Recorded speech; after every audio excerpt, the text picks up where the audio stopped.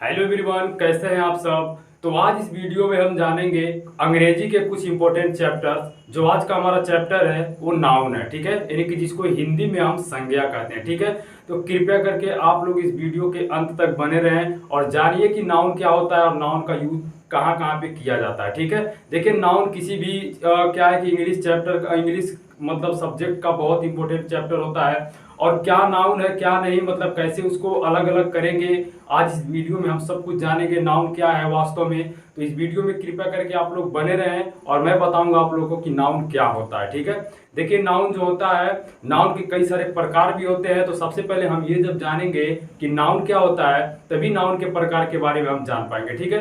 देखिए, वैसे तो मैं आप लोग को बता दूं, आपको आंख से जितनी सारी चीजें दिखाई दे रही है, जितना हम छू सकते हैं, ये सारी की सारी चीजें नाउन कहलाती हैं, अर्थात की संज्ञा कहलाती हैं दोस्तों, ठीक है। तो चलिए, मैं बोर्ड पे देखिए पहले से कुछ लिख रखा हूं ताकि आपको समझाने में ज्यादा वक्त ना लगे। सिर्फ आपको समझाने के लिए ही ये सब चीजें को मैं पहले से लिख रखा हूं, ठीक है। तो चलिए देखिए क्या होता है नाउन, ठीक है। देखिए, नाउन का जो डिफिनेशन है दोस्तों ये है, a noun is the name of a person, ठीक है। यहाँ पे ए था, ए पर्सन, ठीक है। पहले यहाँ पे प्लेस और थिंग्स। दोस्तों देखिए, इसका ये मतलब हुआ कि मतलब कि एक नाउन एक संज्ञा मतलब वो है जो किसी भी व्यक्ति, ठीक है, पर्सन मतलब होता है व्यक्ति, या फिर प्लेस मतलब होता है स्थान, और थिंग्स मतलब वस्तु, यानी कि मतलब वस्तु हो या व्यक्ति हो या फिर कोई स्थान हो, कोई जगह हो, उसी को हम कहते हैं नाउन, ठीक है दोस्तों। उसी को क्या कहते हैं, नाउन कहते हैं। आप ऐसे कह सकते हैं किसी व्यक्ति, जानवर, स्थान या वस्तु को ही नाउन कहते हैं, ठीक है। बस ये जान लीजिए, ये सारी की सारी हमारी क्या कहलाती हैं, संज्ञाएं, यानी कि नाउन्स कहलाती हैं। अब देखिए, इससे क्या है कि इसके बाद एक सबसे जरूरी चीज होता है कि नाउन के प्रकार। दोस्तों देखिए, किताबों में नाउन के प्रकार कहीं कहीं पे ना लिख के काइंड्स ऑफ नाउन लिख देता है, यानी कि संज्ञाओं के भेद या संज्ञा के भेद लिख देता है, ठीक है, काइंड्स ऑफ नाउन। तो आप कृपया करके ध्यान रखिएगा इस चीज का, नाउन के प्रकार। नाउन जो दोस्तों हमारे होते हैं 5 प्रकार के होते हैं, ठीक है। नाउन हमारे कितने प्रकार के होते हैं, 5। देखिए ध्यान से, पहला जो होता है कॉमन नाउन होता है, ठीक है। और दूसरा जो हमारा होता है वो प्रॉपर नाउन होता है। और तीसरा जो हमारा होता है वो कलेक्टिव नाउन होता है, ठीक है। और चौथा जो होता है मटेरियल नाउन होता है। और पांचवा जो होता है वो होता है अब्स्ट्रैक्ट नाउन। देखिए, कहने का ये मतलब है कि किताबों में शायद आपको इस तरह से एक्सप्लेन करके नहीं मिलेगा, इसलिए मैं आज कोशिश करूंगा कि इस तरह से आप लोग को बताऊं ताकि किताब मतलब किताबों में इस तरह से तो नहीं दिया रहता है, आप बड़े अच्छे से समझे, मैं इस तरह से बताने की कोशिश करूंगा, ठीक है। देखिए, कॉमन नाउन की जो हिंदी होती है वो होती है क्या है कि कॉमन नाउन की हिंदी जो होती है दोस्तों वो होती है जातिवाचक, ठीक है। जातिवाचक इसको कहते हैं, जातिवाचक संज्ञा कहते हैं, ठीक है। और देखिए, और क्या है कि प्रॉपर नाउन की जो हिंदी होती है वो होती है व्यक्तिवाचक। देखिए, जो इंग्लिश मीडियम में पढ़ाई करते हैं उनके लिए क्या है कि वो इंग्लिश पे ज्यादा ध्यान दें, और जो हिंदी मीडियम के हैं वो दोनों पे ध्यान दें, ठीक है। केवल हिंदी पे नहीं, दोनों पे ध्यान देना है। कलेक्टिव नाउन को देखिए समूहवाचक कहते हैं, ठीक है, समूहवाचक संज्ञा कहते हैं। और देखिए, इसके बाद जो हमारा है यानी कि मटेरियल नाउन को पदार्थवाचक कहते हैं दोस्तों, ठीक है। क्या कहते हैं, पदार्थवाचक संज्ञा। और इसके बाद हमारा अंतिम जो पांचवा है ये है अब्स्ट्रैक्ट नाउन, जिसको भाववाचक कहते हैं, या भाववाचक को देखिए हम गुणवाचक भी कहते हैं, ठीक है। इसका 2 नाम होता है, भाववाचक कहिए या गुणवाचक कहिए, ठीक है। तो ये तो हमारे हो गए इनके हिंदी, मतलब कि कॉमन नाउन का हिंदी जातिवाचक हो गया, प्रॉपर नाउन की हिंदी व्यक्तिवाचक संज्ञा हो गया, और क्या है कि तीसरा कलेक्टिव नाउन का हिंदी जो हमारा हो गया समूहवाचक संज्ञा हो गया, ठीक है। और मटेरियल नाउन की जो हिंदी हो जाएगी दोस्तों पदार्थवाचक संज्ञा हो जाएगी। अब्स्ट्रैक्ट नाउन की जो हिंदी हो जाएगी भाववाचक संज्ञा, ठीक है। अब चलिए, मैं सभी के बारे में आप लोगों को क्या है कि सबके बारे में कुछ ना कुछ बताता हूं, और साथ साथ में एग्जाम्पल भी हम लोग सीखेंगे, तभी तो जान पाएंगे कौन सा मतलब वस्तु या कौन सा मतलब क्या चीज किस कैटेगरी में है, कौन से प्रकार में आएगा कॉमन नाउन में। देखिए, एक ऐसा नाम जो नाम रखने से उसके जात के सभी लोगों का क्या हो जाता है, बोध हो जाता है। मतलब कि जैसे स्टूडेंट, दोस्तों देखिए ध्यान दीजिएगा, कॉमन नाउन के बारे में बता रहा हूं, पहला मैं बता रहा हूं कॉमन नाउन, ठीक है। कॉमन नाउन क्या होता है इसके बारे में आप लोग को बता रहा हूं। देखिए, एक ऐसा नाम जो नाम रखने से उसके जात के सभी लोगों का बोध हो जाता है, वही हमारा कॉमन नाउन कहलाता है। जैसे अगर देखिए एक क्लास में कुछ बच्चे बैठ के पढ़ाई कर रहे हो तो उन सभी बच्चों का एक नाम होता है, और नाम क्या होता है? स्टूडेंट। ठीक है, उनको अगर कहेंगे स्टूडेंट तो उस क्लास में समस्त जितने बच्चे बैठे रहते हैं उन सभी का बोध हो जाता है दोस्तों। ठीक है, यही हमारा क्या कहलाता है? कॉमन नाउन, यानी कि स्टूडेंट भी कॉमन नाउन में आ जाएंगे। और फिर ध्यान दीजिए, बॉय, बॉय माने होता है लड़का।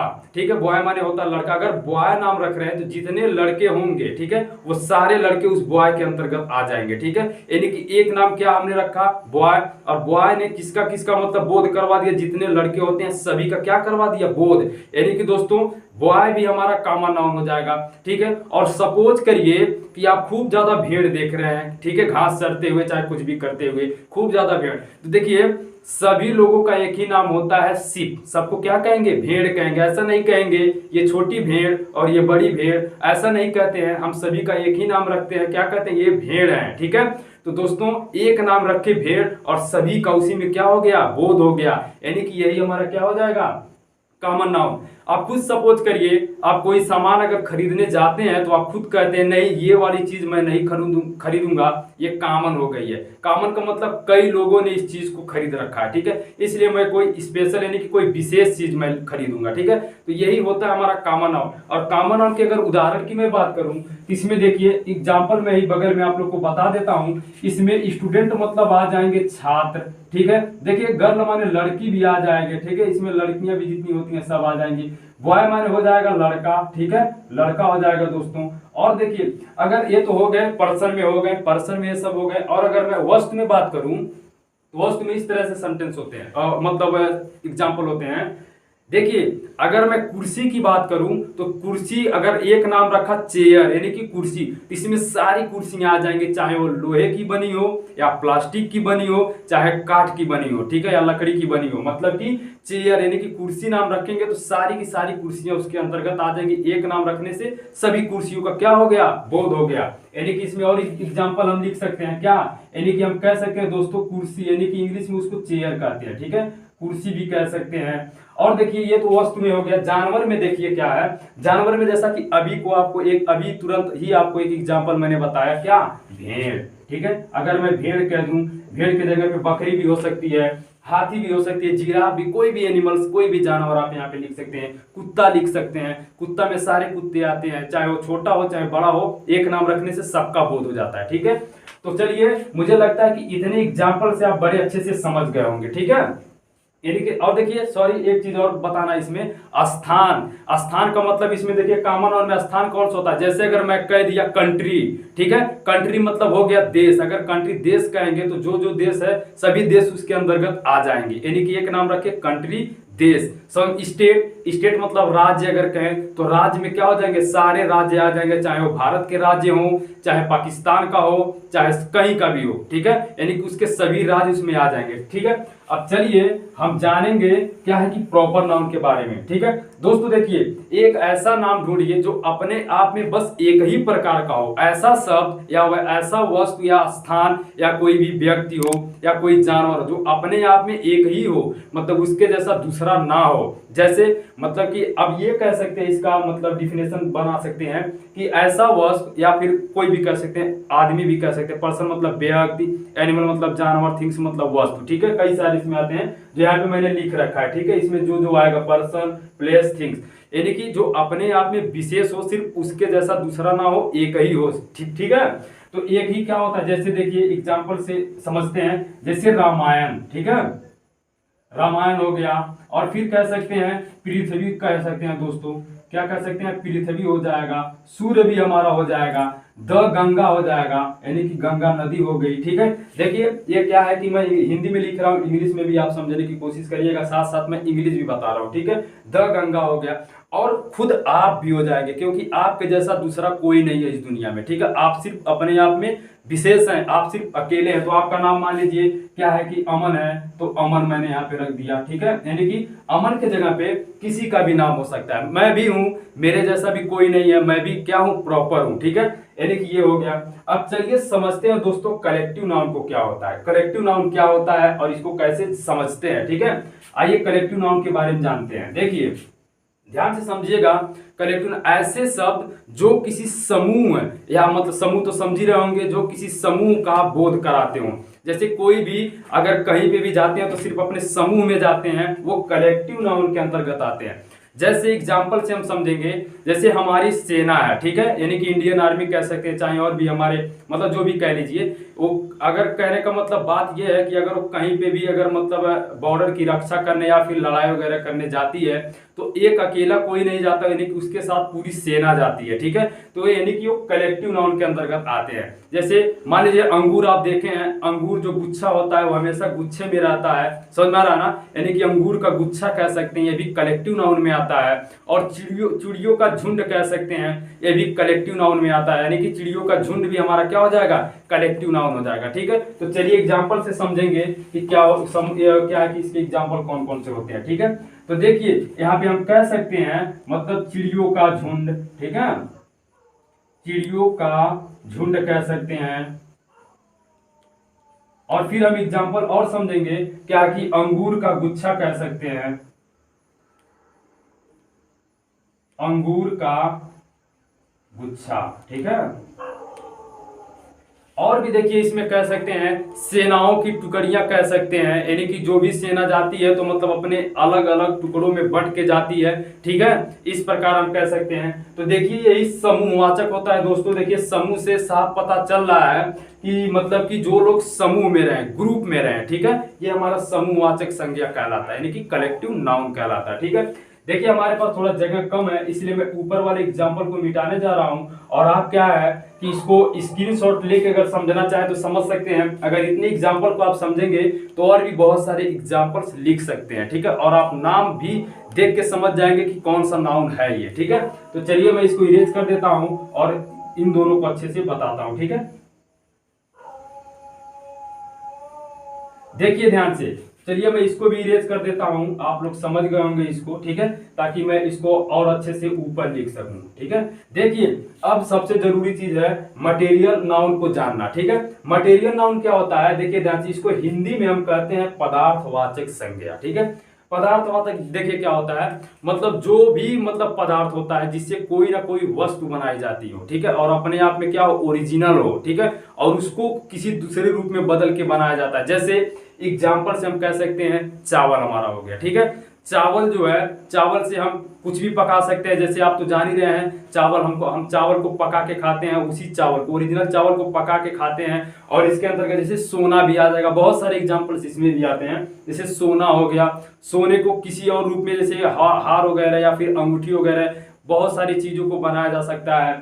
चांदी हो जाएगा, इसमें पदार्थ में यही सब चीजें आती हैं, ठीक है। तो चलिए एग्जाम्पल से हम समझेंगे क्या होता है। जैसे सोना हो गया, ठीक है, गेहूं भी इसमें कह सकते हैं, गेहूं हो गया, चांदी हो गया, ठीक है, इसमें केवल और केवल दोस्तों पदार्थ आते हैं, ठीक है, चांदी हो गया। और भी बहुत सारे जैसे तांबा हो गया, चलिए तांबा को नहीं लिखते, और भी सारी इसे एग्जाम्पल चावल लिख देते हैं, ठीक है, चावल हो गए, ठीक है। दोस्तों देखिए चार उदाहरण, यानी कि गोल्ड हो गया, वेट हो गया, सिल्वर हो गया और राइस हो गया, ठीक है। बहुत सारे एग्जाम्पल्स होते हैं, लेकिन सारे एग्जाम्पल्स को अगर मैं बताऊं तो पूरा मेरा बोर्ड कवर हो जाएगा, लेकिन एग्जाम्पल्स कम पड़ जाएंगे, ठीक है। इसलिए चार एग्जाम्पल से समझिए, बहुत ही आसान है, कठिन नहीं है, ठीक है। अगर चार एग्जाम्पल आप अच्छे से समझे रहेंगे तो और भी एग्जाम्पल्स आप खुद से लिख सकते हैं, ठीक है। तो चलिए अब हम जानेंगे कि भाववाचक संज्ञा क्या होता है, ठीक है। इसको मैं इरेज कर देता हूं। आप क्या है कि समझने के लिए आप जैसे समझना चाहें वीडियो को पीछे करके भी समझ सकते हैं, और मैं इसको मिटा रहा हूं। अब मैं बताऊंगा मेरा नेक्स्ट वाला जो मतलब प्रकार है वो है भाववाचक, ठीक है दोस्तों। देखिए अब मैं जो बता रहा हूं भाववाचक संज्ञा यानी कि अब्स्ट्रैक्ट नाउन के बारे में, ठीक है, ध्यान से समझिए।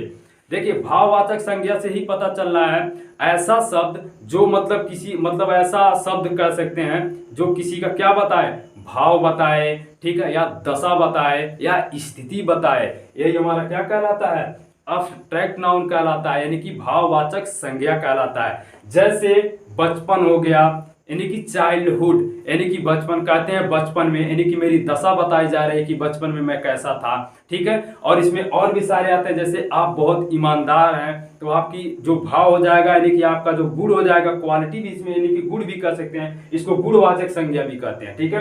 यानी कि आपका गुण क्या हो गया, अगर आप ईमानदार हैं तो आपको ईमानदार कहा जाएगा, यानी कि आपके अंदर जो गुण है वो ईमानदारी की गुण है। आप बहुत ही अगर अच्छे हैं तो आपके अंदर अच्छाई की गुण है, ठीक है। और आप अगर क्या है कि बहुत ज्यादा बुरे हैं तो आपके अंदर बुराई की गुण है, ठीक है। तो चलिए एग्जाम्पल से समझते हैं भाववाचक संज्ञा क्या होता है। देखिए इसमें हम बचपन कह सकते हैं, बचपन, ठीक है, यानी कि चाइल्डहुड। ईमानदारी कह सकते हैं, ईमानदारी हो गया, ठीक है। बुराई भी हो जाएगा इसमें, प्रसन्नता हो जाएगा, हैप्पीनेस, ठीक है, प्रसन्नता। देखिए और भी बहुत सारे एग्जांपल्स होते हैं, और भी इसमें एग्जांपल होते हैं, जैसे अच्छाई कह सकते हैं, अच्छाई, ठीक है, बहुत सारे एग्जांपल्स होते हैं। दोस्तों देखिए क्या है कि आप ऐसे कह सकते हैं भाववाचक संज्ञा, ऐसा शब्द जो किसी का भाव, दशा या स्थिति बताए, यही क्या कहलाता है, भाववाचक संज्ञा कहलाता है, ठीक है। तो ये हमारा रहा मतलब सभी प्रकार किसके, नाउन के। दोस्तों देखिए 5 प्रकार के अलावा अभी 2 प्रकार और नाउन के होते हैं, और वो कौन कौन से होते हैं, जिनको काउंटेबल नाउन और अनकाउंटेबल नाउन कहते हैं। ये बहुत ही आसान है, इसको आप वैसे ही समझ जाएंगे।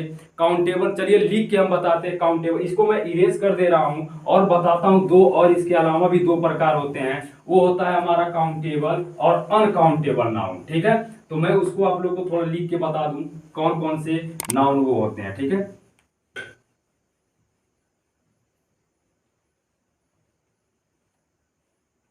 देखिए हमारा एक पहला और नाउन होता है जिसको हम काउंटेबल नाउन कहते हैं,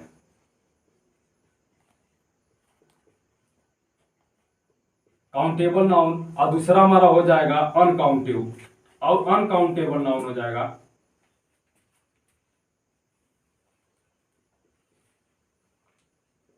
देखिए 5 प्रकार के नाउन होते हैं, और ये 2 प्रकार और भी होते हैं, लेकिन उसमें इसको ऐड नहीं किया जाता है, ठीक है।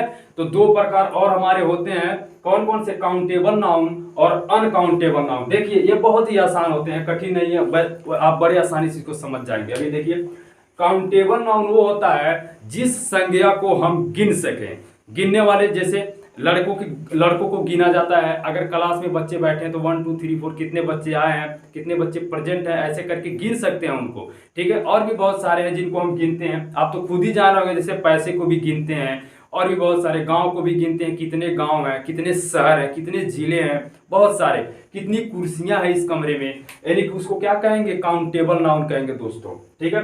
अनकाउंटेबल नाउन में मतलब यहां लिख सकते हैं जो गिन सके, ठीक है, ऐसे लिख सकते हैं जो गिन सके, इसको कह सकते हैं जो गिन ना सके, जो या फिर गिना ना जा सके,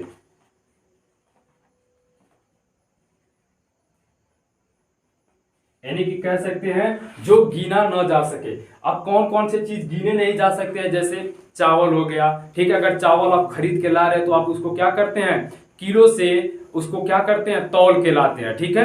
और इसके बाद और भी बहुत सारे होते हैं जिसको गिनते नहीं है। अगर आप क्या है कि चीनी खरीदने जा रहे हो तो चीनी को क्या करेंगे, आप गिन नहीं सकते हैं, गिन के नहीं बल्कि उसको तौल के लाते हैं। आप गिनना चाहें तो गिन तो सकते हैं, लेकिन गिनते नहीं है क्योंकि बहुत ज्यादा वक्त लग जाएगा, ठीक है। तो मैं आप लोगों को नाउन के बारे में तो पूरा डिटेल दे दिया, और आप लोगों से मेरा एक क्वेश्चन है कि क्या है कि काउंटेबल नाउन में चावल और चीनी के अलावा और कौन कौन से नाउन आते हैं, आप कृपया करके हमें कमेंट में बताएंगे, ठीक है। और भी जितने एग्जांपल्स होते हैं, ज्यादा नहीं, 2 एग्जांपल्स इसके अलावा मुझे चाहिए, और कृपया करके आप लोग जरूर एग्जांपल्स मुझे कमेंट में बताइएगा, ठीक है।